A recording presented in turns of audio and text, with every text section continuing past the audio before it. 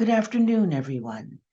This is Lyrida Barrett for the Institute for Global Transformation, coming to you with another lesson regarding the approach to mental development that we have been working on now for the past, I would say, 4 or 5 months, the approach to mental development. And at this time, I'd like to begin this particular teaching. Humanity is creative. It has been gifted with the gift of creating willfully. Just as we are created in the image and likeness of the divine or God. Evolution, as we know it, is an aspect of a progressive movement in the image and likeness of the divine, but let's say more so, an aspect of progressive movement of human, physical, astral, and mental consciousness through developmental stages.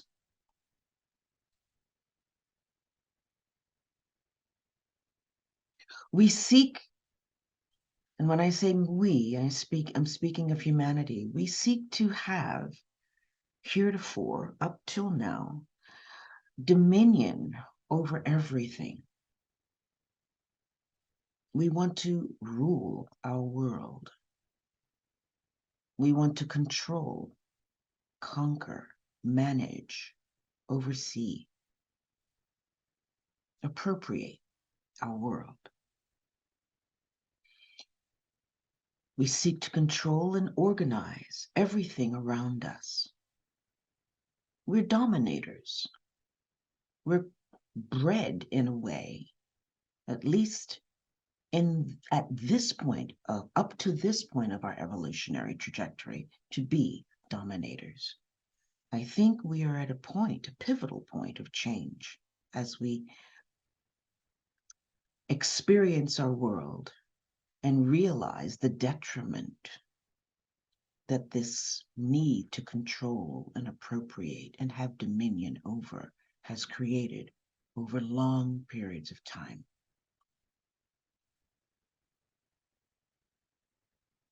This has been the downside of our developmental process.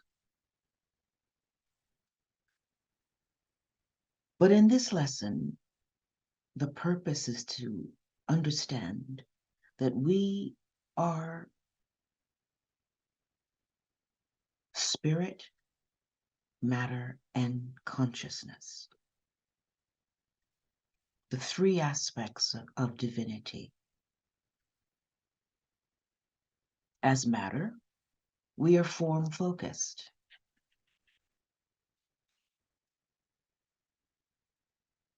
As consciousness,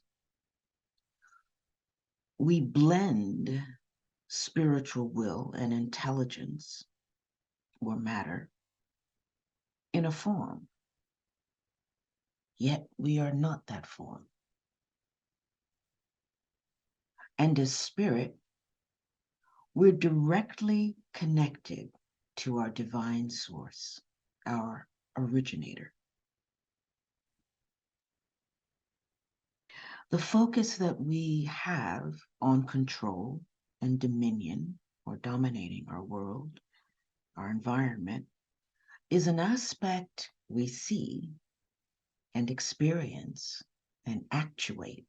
It's an aspect of the use of will and intelligence of matter.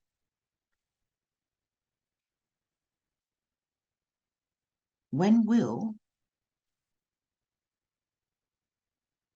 or that aspect within ourselves of spirit and matter, or another word for matter is intelligence, is connected,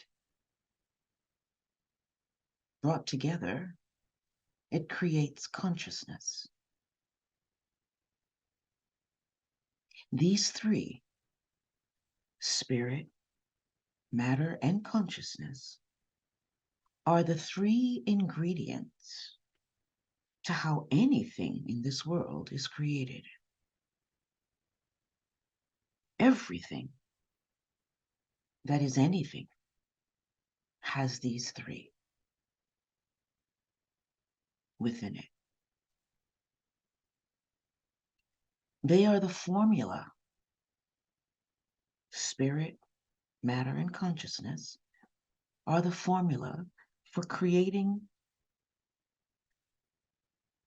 everything that is. Everything that is has a certain amount of spirit, a certain amount of matter, and a certain amount of consciousness within it. With this awareness, we move to a completely different realm of realization that requires an examination of what we are to understand about this equation, this formula. This awareness and exploration, as we begin to understand spirit, matter, and consciousness, the three aspects of divinity, that we are made of, moves us from an aspect of what we call the path of experience into the path of wisdom.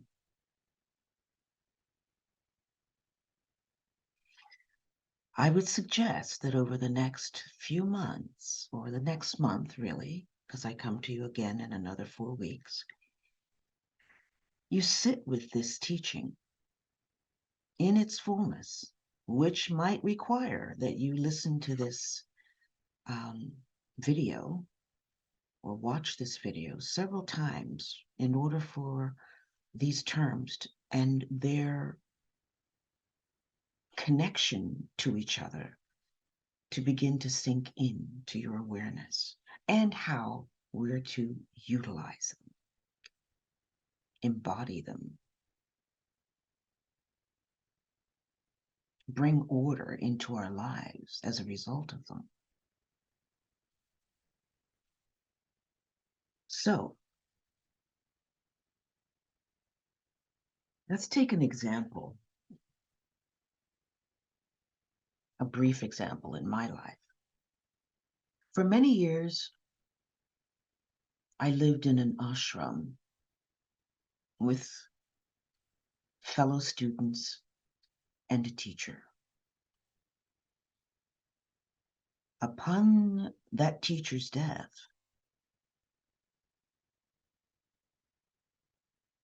a new movement had to ensue.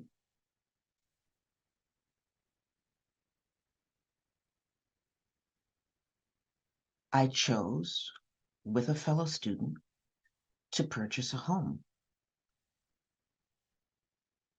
Yet, all of this was happening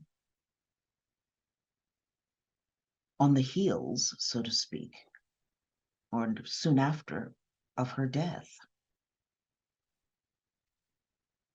The entire community was saddened, in grief, trauma, and was unable, many of us, most of us, unable to really think, because we had invested so much of our lives in this community with our teacher, in the teachings. Though we knew her death was imminent, she was very ill. So most of our conscious, our day, our life, our focus was in working to heal, either heal or maintain some kind of equilibrium in her life as well as our own, as the scales were tipping. So upon her death, when a friend of mine or one of the sisters, one of my sisters, spiritual sisters within the community, um, decided we would live together, find a home, blah, blah, blah. Not much thought really had gone into what the future would look like. No, it was simply a matter of what the next step is. Boom. So, given that we were totally invested and knew only that model within which we had lived for such a long period of time, we naturally, let me say, we naturally, yes, we both naturally found something that was quite similar to what we had had before. Smaller in scale, but equally as statuesque as the home we had lived in before. After spending 8, almost 9 years there, of course, we began to settle in, listen, hear, be able to hear more. The trauma and shock had kind of disappeared now, and we were now a little bit more balanced in our lives, spiritually, emotionally, and mentally. And we decided to downsize, find a smaller home. We would tell you the truth. And that came on the heels of a directive, a spiritual directive that came through. It was time for us to move. Okay. Which came as a shock at the time, but nevertheless, we heard it and we knew we had to do that. So we were directed to downsize, and now we're working with spirit, not our own personal will. It was our personal will, really, that selected that initial home. Okay. We're much more aligned, much more focused, and living in a much more efficient blueprint than we were before. That's benefiting us on many levels.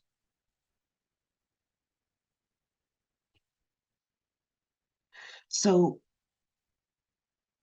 learning and recognizing this connection of who we are, spirit, consciousness, and matter, takes lifetimes to begin to actualize in our lives, okay? To understand it, to manifest it. When this awareness can be understood and utilized, we can say that we're becoming more mentally focused. And as we work through that, also more mentally developed. And as we do so, the benefit is that we begin to work with an aspect of self-mastery. The path of experience means that we are more so being buffeted by all of the experiences that happen and think that we have no control over them. Whereas when we are more mentally focused, more mentally developed, we become causative in our world. We see what can happen and we seek to change it. Okay? We're no longer dealing with effects, we're dealing more so with cause.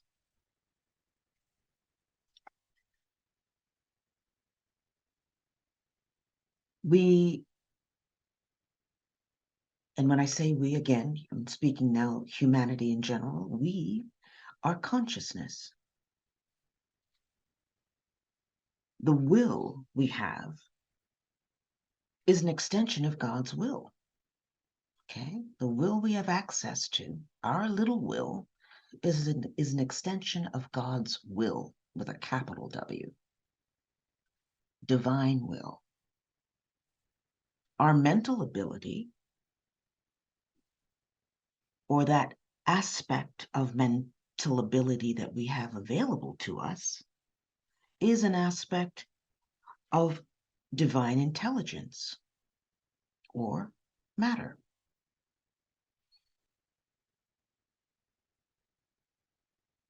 It's matter's job to perfectly outpicture that which divine will or will, small will, impresses upon it. We are the creative arm of divinity. We have been imbued with and gifted with the ability to create as divinity does.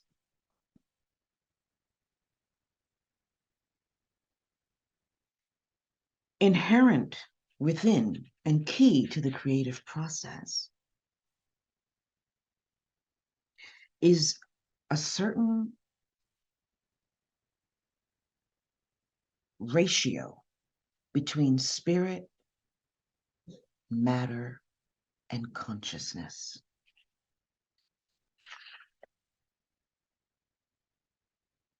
Everything has consciousness.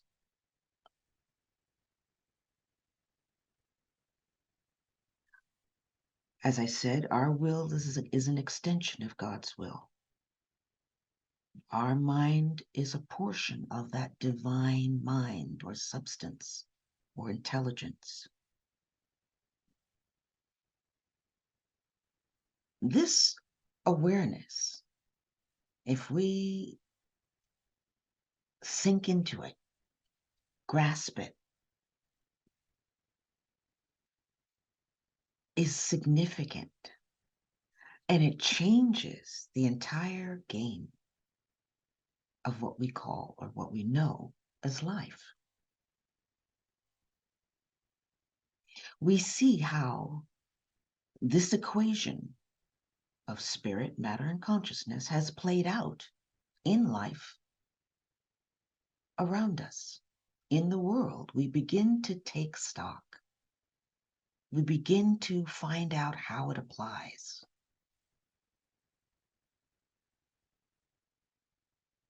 We begin to view things also from that law of correspondence, as above, so below. We begin to see the connections in all things playing itself out. It's a revelatory understanding. Everything that is something has been created through this same process of that equation of spirit to matter to consciousness.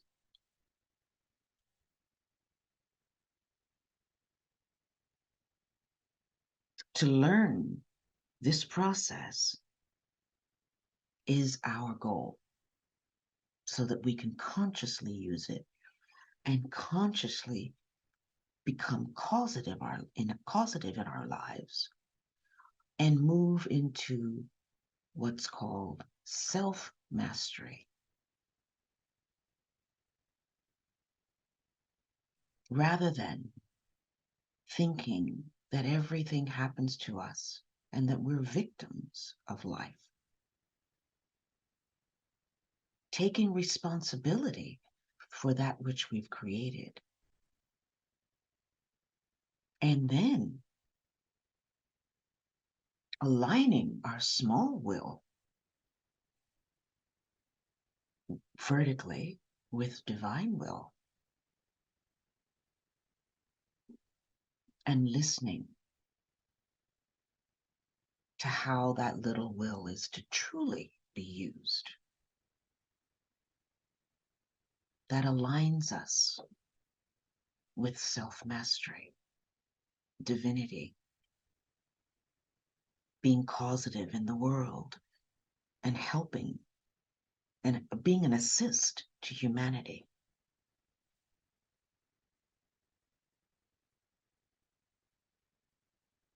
We learn that When we take this information in, we begin to learn that spirit or will is that motivating impulse behind all lives. It is that life hidden in form. It works within the form for the evolution of consciousness. Divinity, then, or divine will, the Father aspect, in giving, or God, in giving itself to matter, yet remaining itself within that matter.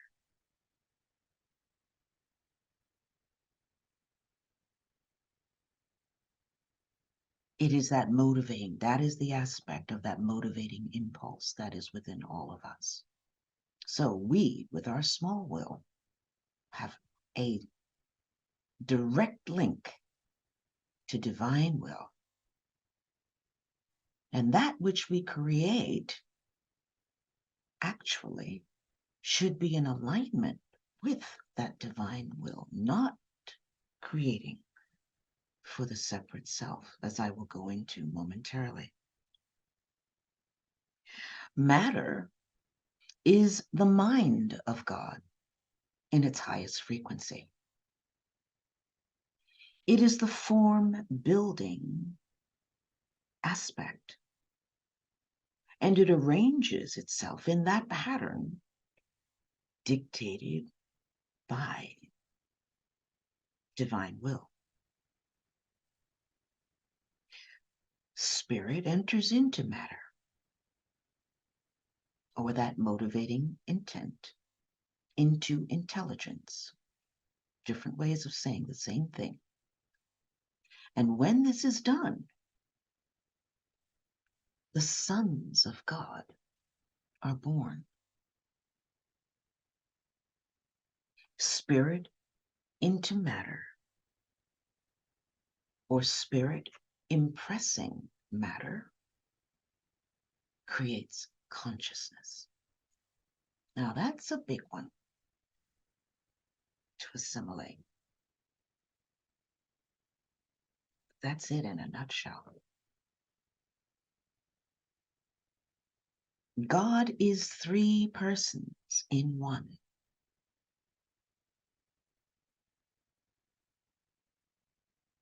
It's the Father aspect,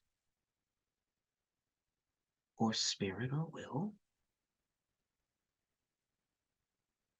It is also the Son aspect, or consciousness, or soul.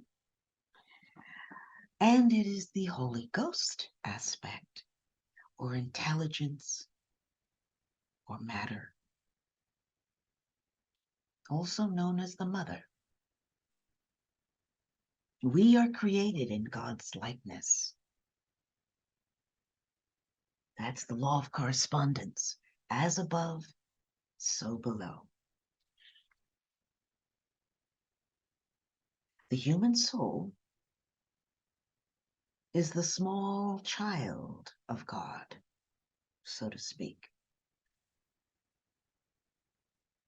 The human soul is also a trinity, capable of creativity.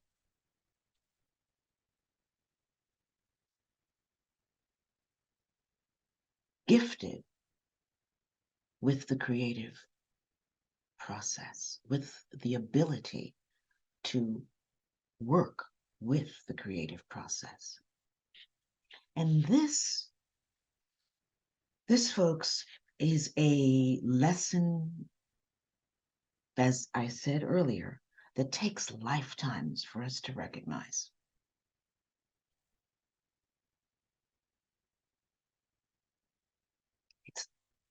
It's the difference between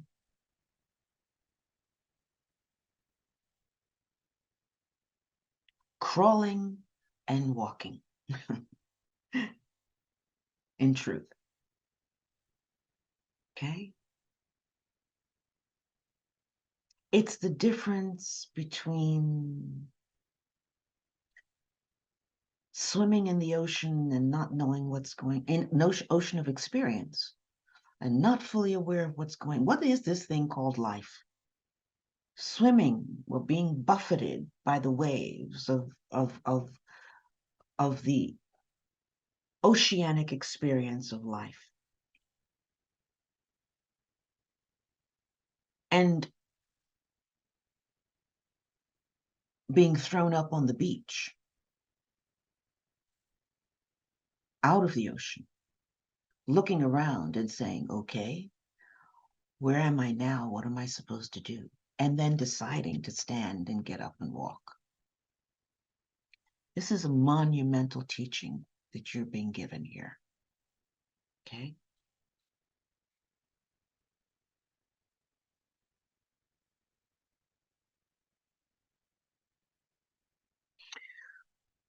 We are consciousness imbued with a creative will.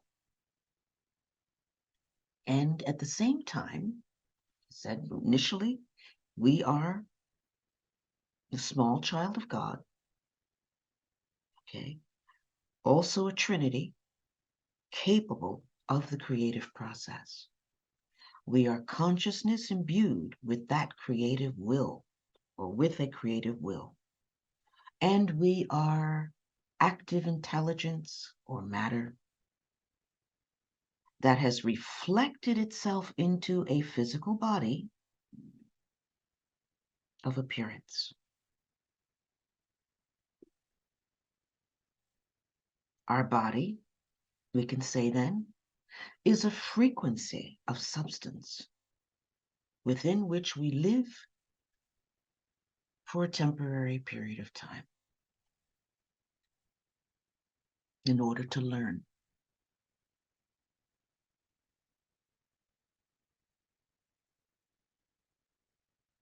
So we are divinity having a human experience. By doing so, through this evolutionary growth, we have the ability to become, as we evolve, right, through this evolutionary growth, we have the ability to become agents of change among humanity, able to lift our matter, that quotient of matter that we are responsible for, to a higher frequency, or what we call, or what's also known as, redeeming substance, and making it divine. As we begin to understand what our will is really for. Not to create anything willy-nilly, so to speak, not to create any old thing that we can, or every old thing that we can possibly think of, but to determine whether or not this thing that we are thinking about creating is in alignment with a divine cause or divine purpose or divine will.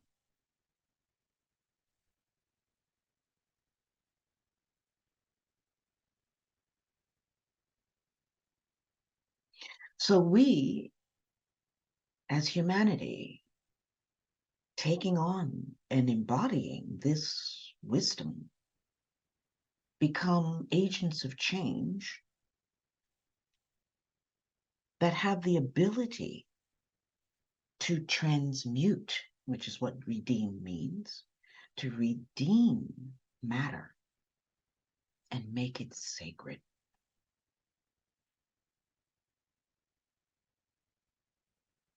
How we view and use our will determines where we stand in the spectrum of awareness and connection, or lack of it. The realization that our will is impressed with divine intent and that it carries a purpose that exceeds our personal self.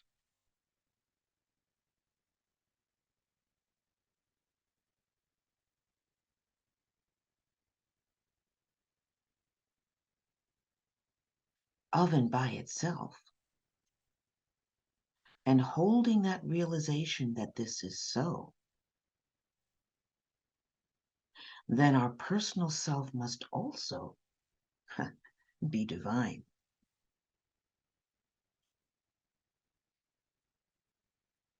And as a result, then, but by extension, humanity in total is also divine. So this lesson connects us with the will of God. And we begin to align with divine will. When we realize that our will is an extension of divine will or God's will, we then begin to understand the word free will a lot more. That we are always at choice as to what it is we choose to create in our lives. And when we say create, that also means on not only on mental levels, it's not, it's also astrally, physically, of course, because it will manifest in physical. So many of our choices, because we are emotionally polarized beings, we are at choice as to whether or not to be reactive, to be angry, to be positive, to be compassionate, to be understanding, to have integrity, to be giving. We are always at choice with everything. We're at choice as to what we think, how we think, when to act, if to act or not. All of these things are an aspect of the movement of will.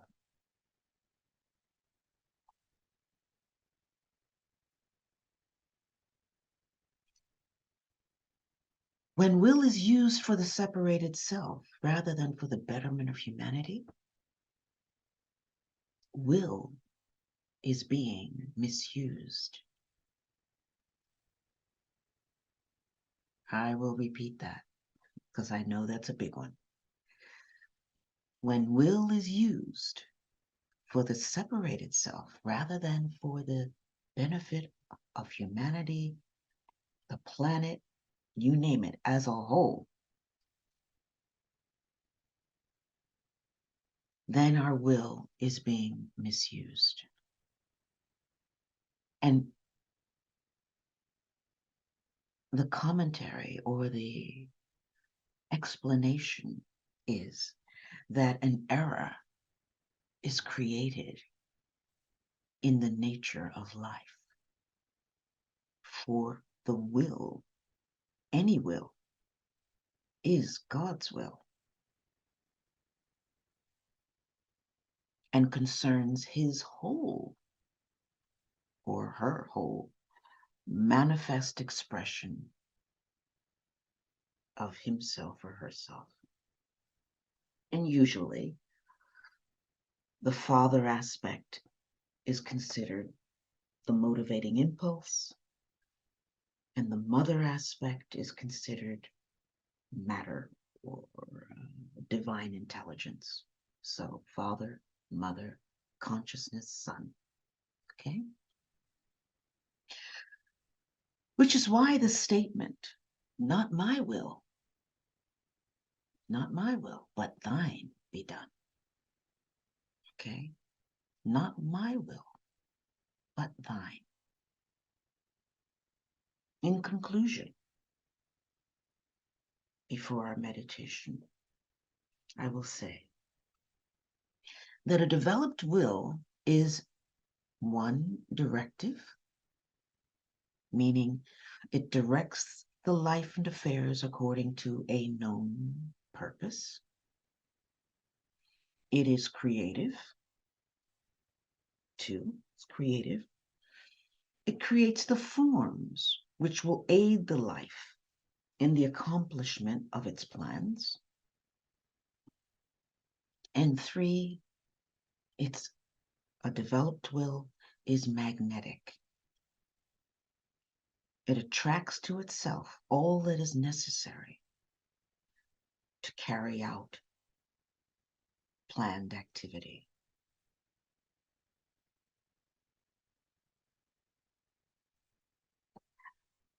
And with that, let's take a moment and do a brief meditation.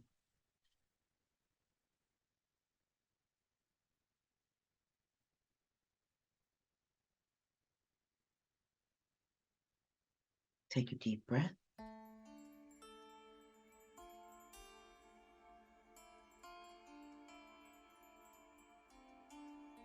Feel into your physical body.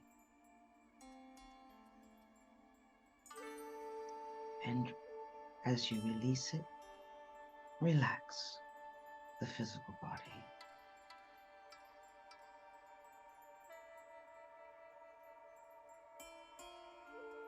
Send a message to your nervous system asking for it to relax the physical body,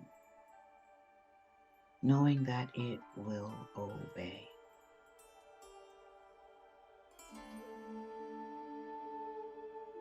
Take another deep breath.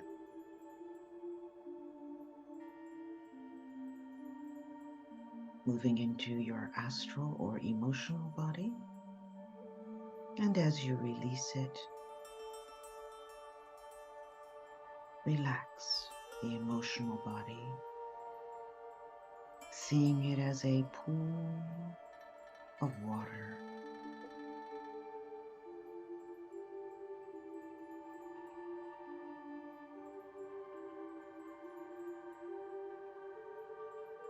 Observe the surface of the water.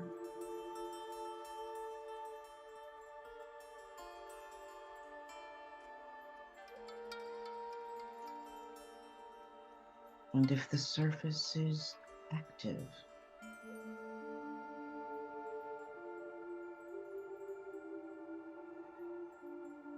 seek to smooth that surface out so that it becomes a reflective mirror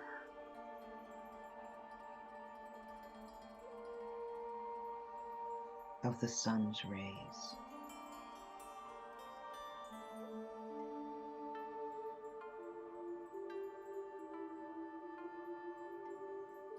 Take another deep breath.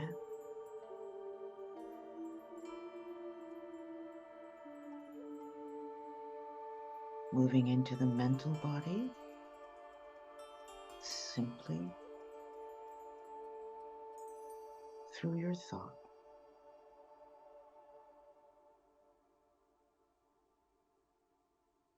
And moving your awareness 3 inches beyond the brow into what we have come to know as the Ajna Center.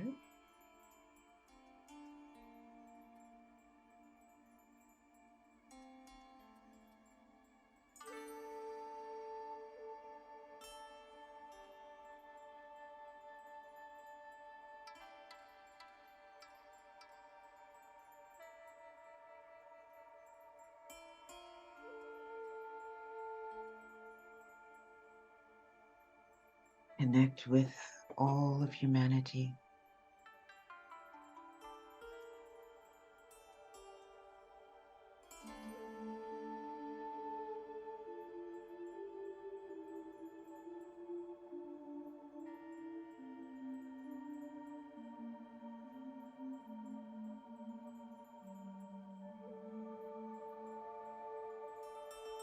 And contemplate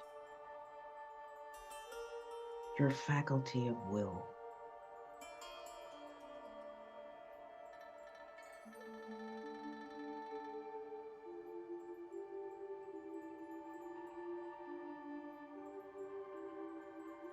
Realize that this same faculty is part of the divine heritage of humanity.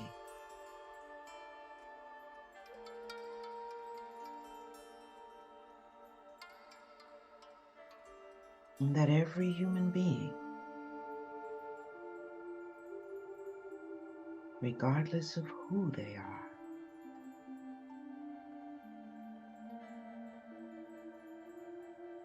is indwelt by this same spirit, which manifests itself as will.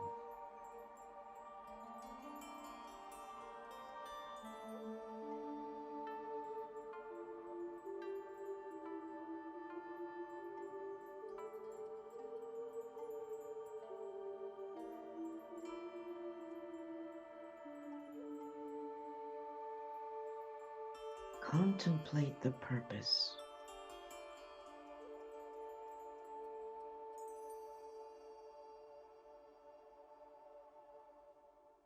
Ask the question, what is the divine purpose of my will?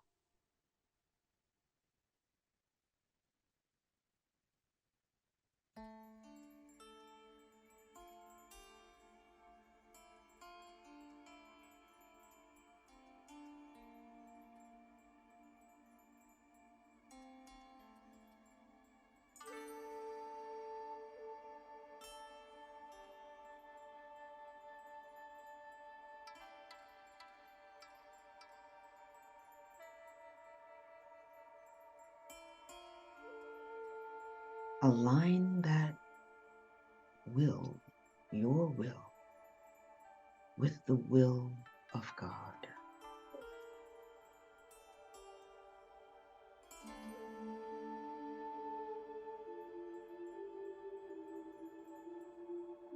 Align your will with the will of God.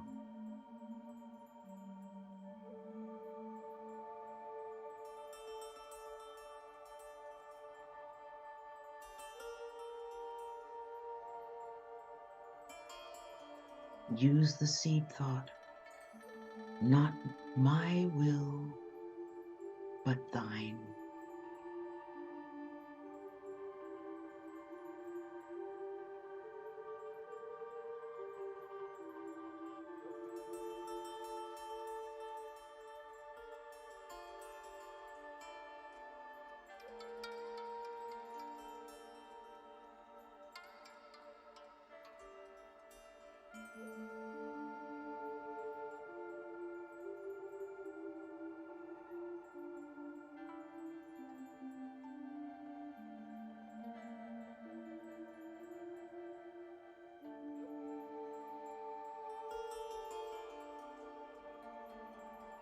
Make an inner intention from this place.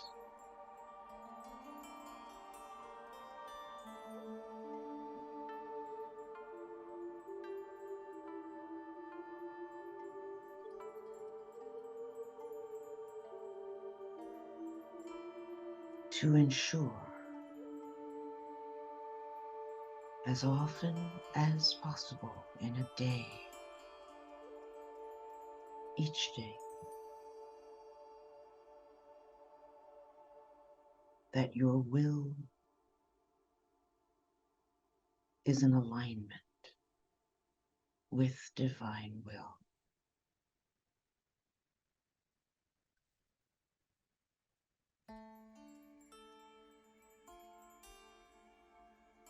And that your awareness of your inherent divine Trinity within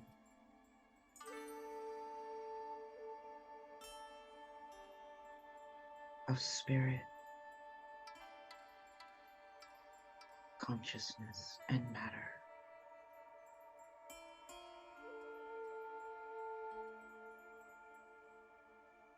as a vehicle working through this physical body in which you live.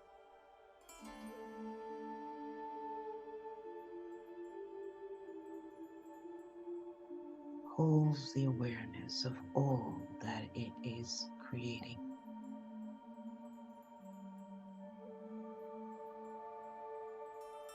And more consciously creates daily.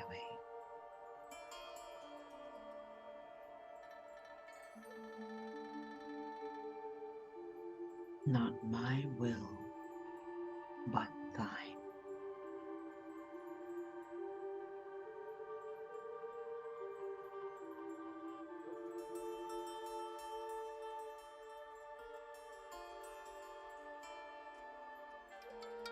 Take a deep breath.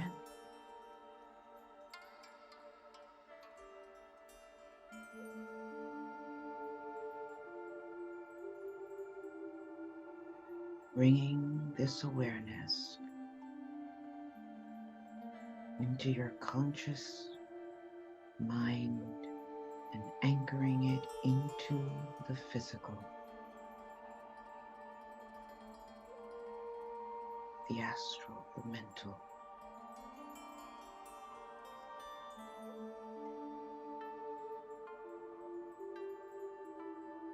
Available to be utilized in thought and action.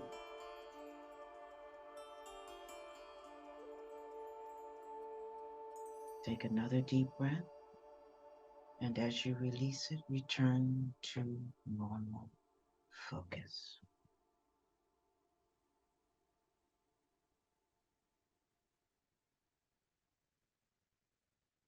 I thank all of you, each and every one of you who takes the time